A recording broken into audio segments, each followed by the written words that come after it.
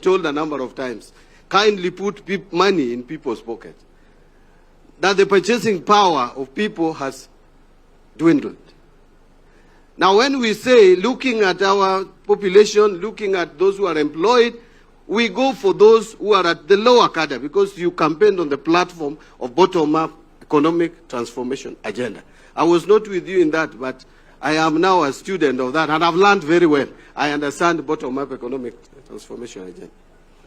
Now, those who are earning 30,000 and below, we are saying should pay zero tax.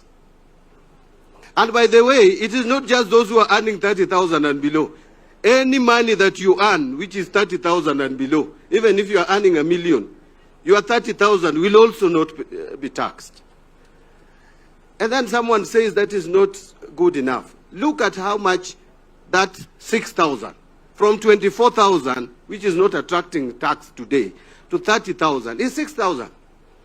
Tax on 6,000 was 25%, a quarter of it, 1,500.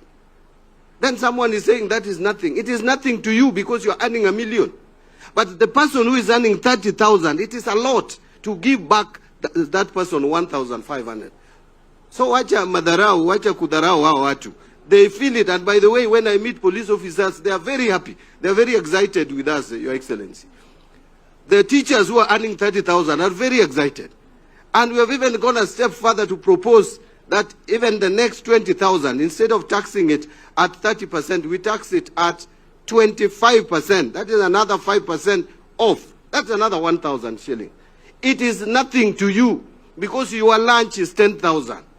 But that person who survives on 6,000 per week, adding them 2,000, 3,000 is a lot of money. And that is what we intend to do. We want to give money to people who want to, we think if they get that money, it will make a difference.